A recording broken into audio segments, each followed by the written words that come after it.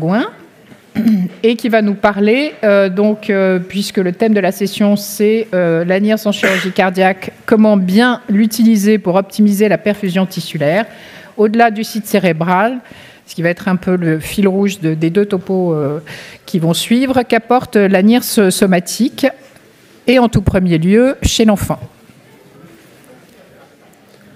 Alors merci beaucoup, donc Pierre Bourgoin, je suis anesthésiste réanimateur en chirurgie cardiaque depuis longtemps maintenant. D'abord à Angers en adulte, et puis après ça à Nantes, et actuellement je suis mis à disposition donc, au CHU de La Réunion. Il y a un projet là-bas de chirurgie cardiaque pédiatrique et ça s'achève bientôt pour moi, mais c'était un très bon moment. Et je suis à votre disposition d'ailleurs pour en discuter, puisqu'il y a du recrutement là-bas si quelqu'un était intéressé. J'ai promis à mes collègues de passer un petit message.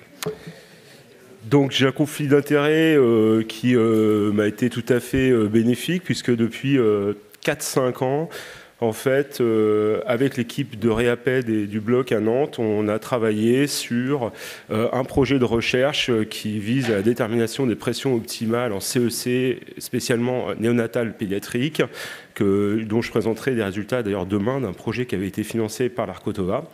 Et Medtronic nous a régulièrement soutenus pour l'achat de logiciels, de choses comme ça.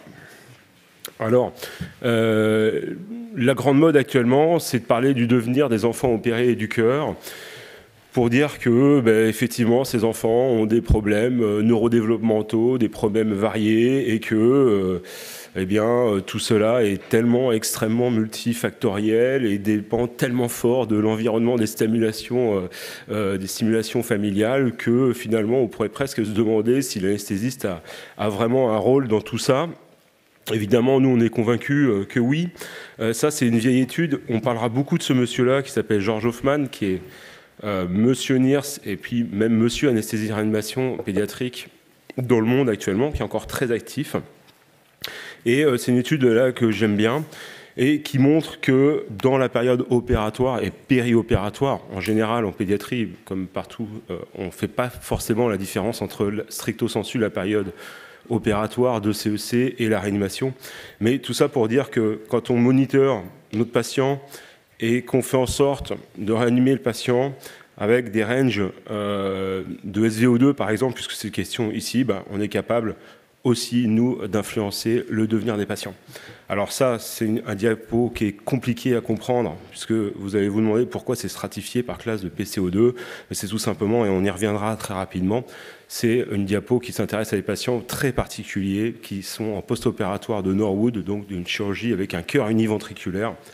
Et donc, on a une physiologie qui est très différente.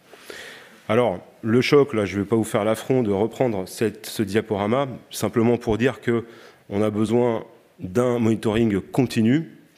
Et la grande particularité de la pédiatrie, puisque là, il y a un public majoritairement peut-être qui travaille dans le monde adulte, c'est qu'en pédiatrie, on n'a quasiment aucun monitoring continu du débit cardiaque qui existe. Et même si, comme dans l'adulte, on va s'intéresser à un monitoring qui va être multimodal, effectivement, on a de l'échographie. On a d'ailleurs la chance de faire de l'échographie très facilement chez l'enfant, chez le bébé. On a quasiment 100% de patients qui sont échogènes, à part peut-être dans l'heure suivant la fermeture sternale. On a de l'ETO qu'on ne va jamais laisser en place chez le bébé parce que c'est trop gros, c'est un petit peu délétère. On a effectivement, par contre, l'habitude éventuellement de mettre des capteurs dans l'artère pulmonaire, dans l'aile gauche, des choses peut-être un peu plus invasives, un peu plus inhabituelles chez l'adulte. On a du Doppler œsophagien, mais c'est vraiment pas très utilisé parce que ça bouge beaucoup, parce que c'est toujours sans cesse à recalibrer. Donc au final, on n'a pas de Swan, on n'a pas de Pico, on n'a pas de choses très bien validées sur l'onde de pouls, etc. Donc en fait, ça fait vraiment une dizaine, peut-être même une vingtaine d'années, et des sondages un peu le prouvent, qu'on travaille avec le NIRS comme surrogate du débit cardiaque depuis quand même très longtemps. Et je ne crois pas qu'aujourd'hui, il y ait encore en France beaucoup de centres de réanimation pédiatrique, et spécialement des cardiopathies congénitales, qui se passent du NIRS, et pour qui c'est encore une question de se dire qu'on va mettre un NIRS cérébral, et que ça ne va pas nous coûter grand-chose d'ajouter des capteurs de NIRS somatiques. Alors pourquoi est-ce que c'est important d'associer les deux ? On verra demain pour ceux qui seront là, et on peut en dire un mot que les organes ont tous évidemment une vascularisation, mais la régulation et ce qui va déterminer le débit et la saturation tissulaire dans chaque organe répond à des mécanismes physiologiques qui sont différents. Donc vous savez, ou pas, mais je pense que le cœur et le cerveau sont deux organes nobles qui vont avoir une circulation privilégiée par des mécanismes finement régulés et évidemment des mécaniques qui vont pouvoir faire défaut dans certaines circonstances pathologiques ou durant la CEC, donc comme le cerveau et le cœur, qui donc sont doués d'autorégulation, et d'autres organes qui vont être sacrifiés un peu plus rapidement et qui vont essentiellement répondre, le débit va essentiellement répondre à la stimulation sympathique. Et donc, on va observer, éventuellement de manière différentielle, du fait de ces mécanismes physiologiques différents, des baisses de débit, des désaturations, des hypoxies tissulaires, préférentiellement dans certains territoires. Et donc, il est évident, enfin quoique, entre guillemets, qu'il va être intéressant d'avoir un monitoring du débit tissulaire sur certains organes. Alors, on va attendre des choses également différentes des électrodes de NIRS selon qu'ils soient placés sur l'extrémité céphalique. Donc, on va étudier à ce moment-là le débit sanguin cérébral ou d'autres organes, que ce soit le muscle, le rein ou le foie. C'est sûr qu'à l'extrémité céphalique, on va avoir une question importante, vous savez, en CEC, et c'est particulièrement vrai chez le nouveau-né, pour lesquels le placement des canules va être extrêmement fin, de l'ordre du millimètre, et donc on va être attaché à la symétrie des signaux de NIRS cérébraux en CEC, et on sait très bien qu'on a une grande variabilité du débit sanguin cérébral dans la CEC, notamment à la faveur de mouvements de température et de PaCO2, pour lequel le NIRS va être très important pour nous.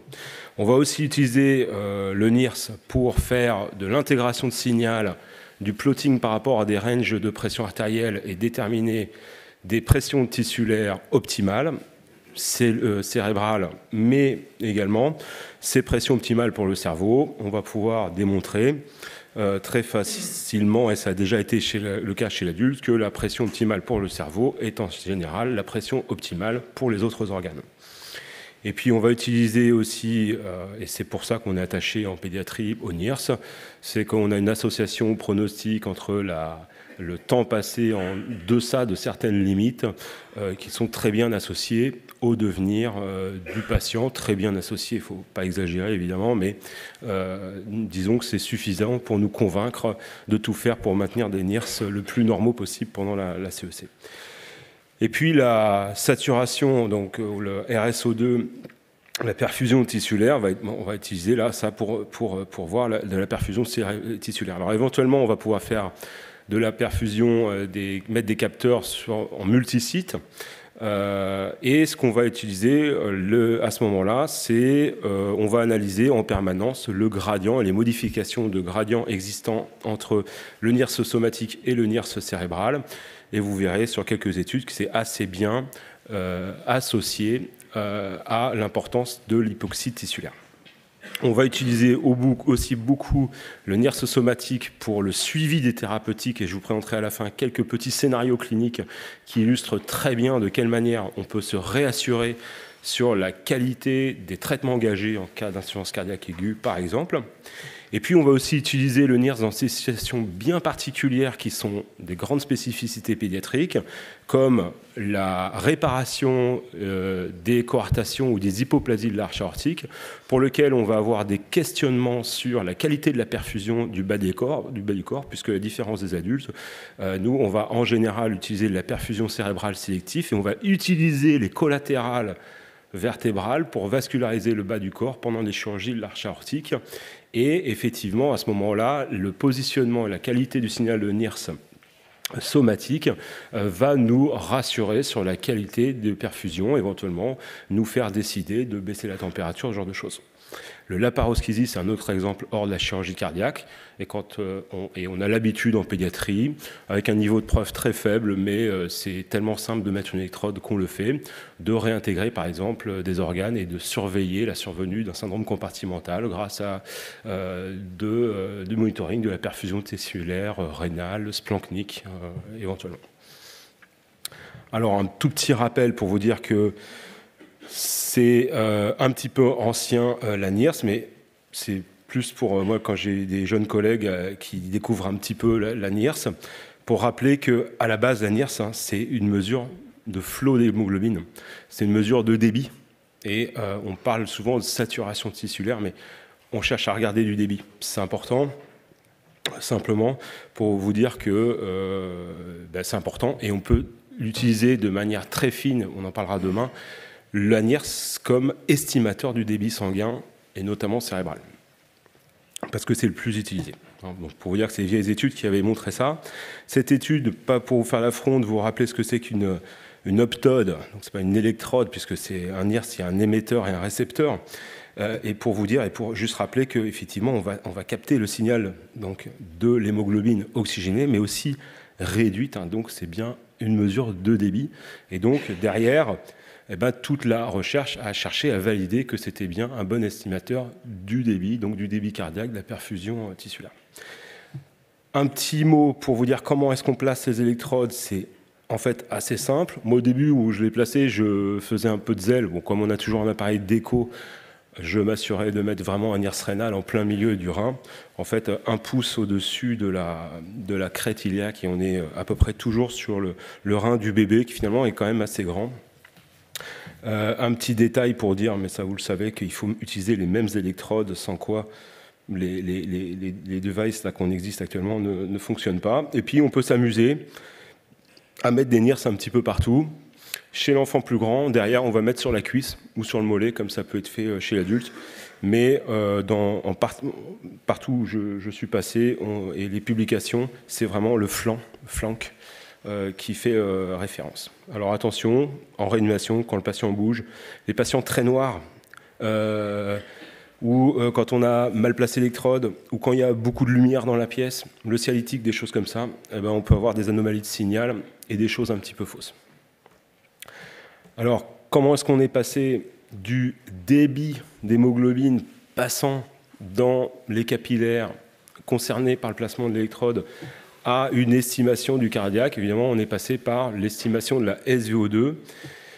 Et les premières études, vous voyez toujours M. Hoffman, qui date aujourd'hui de 20 ans, ont mis en évidence qu'effectivement, on était capable de suivre le chiffre de NIRS pour estimer l'évolution dans le temps du débit cardiaque. Et ce rappel pour dire que dans les équations initiales qui ont été faites, on a bien fait attention à dire qu'on s'attache à faire une estimation de la SVO2 donc mixée, et donc on doit tenir compte du territoire splanchnique, en tout cas cave inférieure, pour que ces équations de validation de la SVO2 soient justes.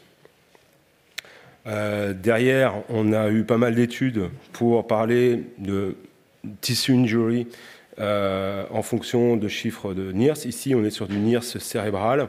On voit bien qu'on a quand même une belle adéquation entre l'injury cérébrale et l'évolution des chiffres de NIRS. Ici, en pédiatrie, pour vous dire un petit peu la manière dont on va l'utiliser, ça c'est une diapo de Mireille Labojane, donc anesthésiste à Marie-Lannelongue, qui travaille encore beaucoup sur ce sujet. Et alors ça c'est un journal qui est pas, c'est nos journaux de pédiatrie ça, c'est-à-dire qu'on publie avec 32 patients dont 8 qui sont incomplets, choses comme ça c'est un peu notre réalité, mais ça n'empêche pas qu'on en tire des informations intéressantes.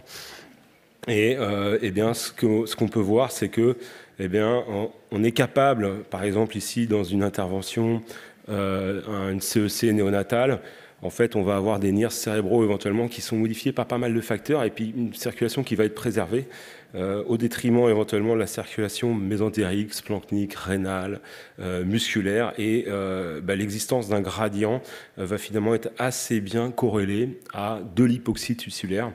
Donc, eh bien, le message, c'est que quand on va voir bouger la NIRS somatique, indépendamment même des NIRS cérébraux, on va être vigilant à s'assurer que tout ce qu'on puisse faire en termes de perfusion soit fait. Et je ne vous rappelle pas tout ce qui peut être fait. Ici, une utilisation un petit peu logique, mais en fait, finalement, qui est assez peu de preuves, c'est de se dire que si on va monitorer le NIRS rénal, c'est pour avoir une meilleure fonction, c'est pour observer une meilleure fonction rénale post-opératoire. Alors en fait, c'est pas si évident que ça. Ici, vous avez 28 nouveau-nés avec des NIRS placés un petit peu partout, sur la tête, sur les flancs et sur les cuisses. Vous voyez que on est affaire à des patients qui sont donc avec une chirurgie de l'arche aortique, donc on va quand même baisser en température ces patients-là, mais pas non plus aussi profondément qu'on le faisait dans les études il y a 10 ou 15 ans où on descendait à 18-20 degrés. Et on va fournir ici un flux simplement dans le territoire supérieur. Et puis cette équipe a décrit un petit peu ce qui se passait. Donc effectivement, pendant la CEC, la perfusion cérébrale sélective, on aura des NIRS cérébraux qui en général vont être excellents. D'ailleurs avec des variations de débit selon les équipes qui peuvent être très très importantes. En revanche, on peut observer à l'occasion des désaturations tissulaires si on met ici une électrode sur la cuisse. C'est d'ailleurs un petit peu moins vrai d'ailleurs sur le flanc, ce qui m'a fait poser la question de savoir un peu vraiment où on devait mettre ces électrodes. Et vous voyez que pourtant, avec quelques points, on voit quand même de manière assez évidente que, assez clairement, on est capable de prédire et d'observer une association entre une baisse de la NIRS somatique et une fonction rénale un petit peu moins bonne. Alors c'est des études très actuelles. Aujourd'hui, on est pas mal de centres maintenant. C'est des marqueurs, on regarde la créate, hein, on a quasiment plus de dialyse post-opératoire, etc. Bon, on cherche des choses assez fines, donc ça devient dur de prouver les choses, notamment sur le rein, en chirurgie cardiaque pédiatrique, on a quasiment plus d'insuffisance rénale post-opératoire. Quand même, pour dire, là je vous ai montré des droites de coloration, c'est un tout petit point de méthodo. Effectivement, les gens souvent ils regardent, voient une corrélation ici, très bien, 0,01, impeccable, c'est significatif. Il faut quand même se rappeler que dans le NIRS, ce qui est intéressant, c'est de regarder ce qu'on appelle des limites d'agrément, donc ce qu'on appelle les Bland et Altman, pour ceux qui ne connaissent pas, pour voir quand même qu'en fait, il y aura toujours une limite avec ces techniques, et c'est vraiment le gros frein à l'établissement de protocoles qui soient basés uniquement sur un chiffre de NIRS. Je pense qu'il ne faut pas attendre ce genre d'études. Vous voyez que les limites d'agrément, en fait, restent très moyennes, médiocres, ce qui n'empêche pas de suivre et d'utiliser ces électrodes, puisque vous voyez qu'on fait à peu près, on a 20% d'écart quand même entre un chiffre isolé de NIRS et la SVO2 réelle si elle est mesurée au même moment. Si je montre quand même cette étude, c'est pour dire que pour le NIRS cérébral, le fait qu'on soit un patient biventriculaire, univentriculaire, fontant, finalement ne change pas vraiment les limites d'agrément. Et le statut cyanogène de la cardiopathie ne change pas l'intérêt du NIRS. Ça, c'est un petit message plutôt pour ceux qui font de la pédiatrie. Toujours sur les limites d'agrément, et puis là, vous voyez peut-être un petit peu mal les chiffres, mais enfin, vous voyez bien qu'il y a quand même une certaine dispersion, qu'on observe d'ailleurs avec les dernières générations de NIRS, qu'on appelle des NIRS absolus. Alors, je ne sais pas bien la définition exacte, mais enfin, il semble qu'il y ait un développement important dans le NIRS. Et pour dire que, voilà, si on s'intéresse vraiment au NIRS rénal et qu'ici vous voyez mal et qu'on regarde la SRVO2, donc vraiment la saturation veineuse, ça c'est une étude qui est faite au KT, on va mettre un capteur, on va faire un prélèvement de sat veineuse devant la veine rénale. On a un agrément, vous voyez, qui est un petit peu médiocre. Bon, néanmoins, c'est une limite à connaître pour bien utiliser le matériel. Je pense qu'il est hors de question de se dire sur un chiffre de NIRS, par exemple, isolé, indépendamment de toute autre réflexion, je vais transfuser mon patient, ou le sédater, ou l'intuber. Qu'est-ce qui fait varier le NIRS? Ça, c'est aussi un petit peu important pour bien l'utiliser.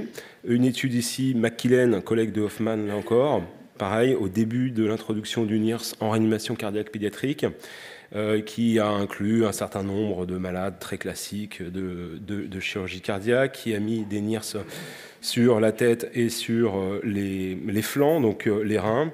Et pour vous dire qu'il y a une chose qui est quand même évidemment importante, c'est que le NIRS somatique, chez nous, on va l'utiliser, on sait que c'est très variable avec la PCO2, et c'est encore plus vrai chez l'enfant, et c'est encore plus vrai chez le nouveau-né, qu'on a une vraie problématique, un vrai conditionnement sur l'alpha-stat, le pH-stat, les débits de CEC, etc. C'est très sensible aussi au niveau de MAP, et ça, moi j'en parlerai demain, puisque aujourd'hui on va utiliser justement cette technique pour déterminer des MAP optimales. Et donc ça, c'est pour la NIRS cérébrale, tandis que les NIRS somatiques, eux, vont essentiellement ne pas être dictés par des variations de PCO2 ou de MAP, mais beaucoup plus, ce qui va faire varier, c'est la saturation.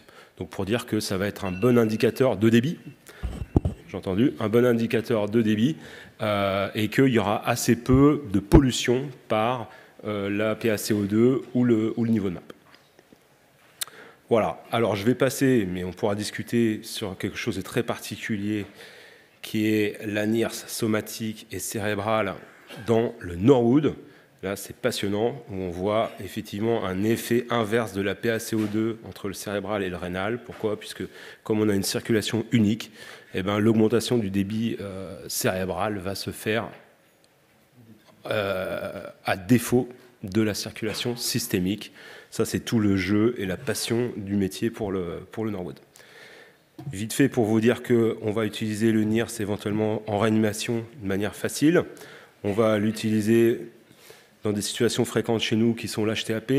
Ici, vous voyez un malade qui, à chaque aspiration trachéale, va présenter d'abord une baisse du NIRS et ensuite une crise d'HTAP, puisque cette probable HTAP va s'accompagner d'une baisse de tension, d'une baisse de débit cardiaque très probable. Donc clairement, ce malade-là, sur l'évolution de son NIRS et de sa pression, on va dire on ne va pas lui fermer le thorax, c'est un exemple, tandis que le lendemain, on va être un peu plus safe. Ici, simplement, vous voyez une désaturation du malade, mais qui ne s'accompagne pas du tout d'une chute du débit cardiaque ou de tension. Et donc, on va faire une fermeture sternale. Petit exemple, ici, je n'ai pas le temps de vous faire le quiz pour vous dire qu'on a un malade qui est une Alcapa, qui est en ECMO post-opératoire. Quand on est en ECMO après une Alcapa, c'est parce qu'on n'a pas récupéré de fonction. C'est l'infarctus pédiatrique qui survient à 3 mois de vie. Et ici, vous voyez qu'on fait un winning trial de l'ECMO. On baisse le débit. On essaye un peu d'optimiser ici comme on peut, avec un peu d'adré, un peu de remplissage de ci, de ça. On a des NIRS qui chutent. On récuse. C'est un échec du winning trial.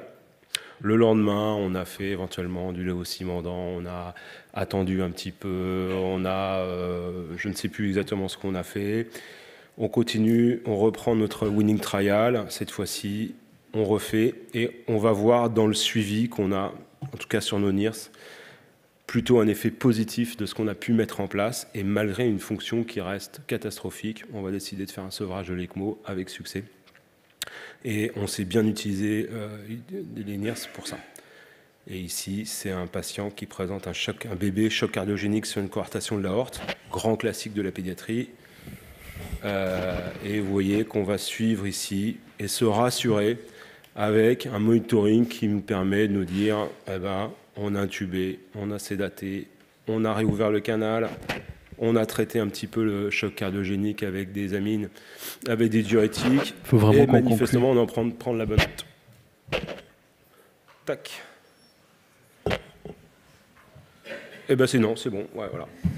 Donc, en conclusion, facilité extrême d'utilisation de ce dispositif qui, donc, effectivement, indépendamment de ses limites sur les limites d'agrément très strictes, qui pourraient certainement vous choquer dans le monde adulte, certainement, mais fait que, bon, on a du mal aujourd'hui à se passer de ce dispositif. Avec en cours de CEC quand même l'intérêt de regarder le gradient existant entre le somatique et le cérébral, avec particulièrement dans la chirurgie de l'arche aortique, je pense qu'on en parlera demain dans la session avec les chirurgiens, un intérêt particulier sur la perfusion tissulaire pendant la chirurgie de l'arche aortique chez le bébé. Et évidemment à intégrer dans une réflexion multiple. Je pense qu'il n'y aura jamais d'études qui vont chercher à prouver l'intérêt d'une hernie systématique chez le bébé.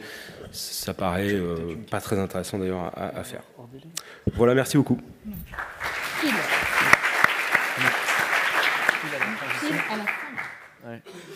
Merci beaucoup. Je suis un petit peu embêté parce que du coup, on n'a pas beaucoup de temps pour les questions. Est-ce qu'il y a des questions dans la salle ? Rapidement, parce que sinon on va empiéter sur le topo suivant.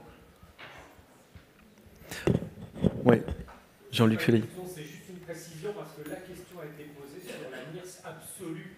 En fait, oui, c'est cette idée que les moniteurs les plus récents à 5 longueurs d'onde par rapport aux moniteurs anciens qui n'en avaient que 2 sont plus précis dans les mesures et permettraient de raisonner du coup davantage à partir des valeurs absolues de NIRS et donc de fonctionner avec la notion de seuil et pas seulement sur des variations relatives. Voilà, c'est ça l'idée de NIRS absolue. Mais c'est pas tellement démontré ça. C'est absolument pas démontré. C'est théorique. Là, de ce qu'on voit, les limites d'agrément sont pas, ça n'a pas l'air très très différent. Mais voilà. J'ai pas voulu insister puisqu'évidemment en plus on est sur des marques différentes donc. Bon, il y a beaucoup de questions qu'on pourrait poser sur les seuils, sur les modalités d'utilisation. Bon, mais on n'a pas le temps parce que on a débordé. C'est pour ça qu'il faut tenir